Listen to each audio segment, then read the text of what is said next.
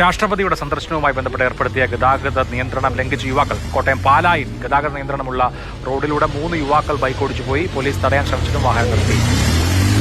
ഒരു പൾസർ ബൈക്കാണ്. ബൈക്കിൻ്റെ നമ്പർ അടക്കം ആ ദൃശ്യങ്ങളിൽ നിന്ന് വ്യക്തമായിരുന്നു. KL 06J 6920. പാലാ CIനെ വിളിച്ച് തിരക്കിയപ്പോൾ അദ്ദേഹം പറഞ്ഞത്, അതായത് ഈ ബൈക്ക് നിരീക്ഷണത്തിലാണ്, ഉടൻ തന്നെ ഇവരെ കസ്റ്റഡിയിൽ എടുക്കുമെന്നാണ് പറഞ്ഞിരിക്കുന്നത്. എന്തായാലും പെറ്റി ഉൾപ്പെടെയുള്ള നടപടിക്രമങ്ങളിലേക്ക് മാത്രമേ കടക്കുകയുള്ളൂ എന്നാണ് അദ്ദേഹവും വ്യക്തമാക്കിയത്. ഇന്നലെ ഉണ്ടായ സംഭവം എന്ന് പറയുന്നത്, പാലായിൽ ഇന്നലെ സെൻറ് തോമസ് കോളേജിൽ രാഷ്ട്രപതി സംസാരിച്ചുകൊണ്ടിരിക്കുന്ന സമയത്താണ് ആ റോഡിൽ പൂർണ്ണമായിട്ടും ഗതാഗത നിയന്ത്രണമായിരുന്നു. ആ സമയത്താണ് ഈ ബൈക്ക് അവിചാരിതമായി ഇങ്ങനെ വരികയും തുടർന്ന് പോലീസ് ഉദ്യോഗസ്ഥർ കൈ കാണിച്ചുവെങ്കിലും നിർത്താതെ പോവുകയുമായിരുന്നു. പോലീസ് തടയാൻ ശ്രമിച്ചുവെങ്കിലും പക്ഷേ പോലീസിനെ വെട്ടിച്ച് അവർ കടന്നു കളയുകയായിരുന്നു. എന്തായാലും പോലീസിൻ്റെ കൃത്യനിർവഹണം തടസ്സപ്പെടുത്തുക അടക്കമുള്ള കാര്യങ്ങൾ സ്വാഭാവികമായിട്ടും ഉൾപ്പെടുത്തിക്കൊണ്ടായിരിക്കും ഇവർക്കെതിരെ കേസെടുക്കുക.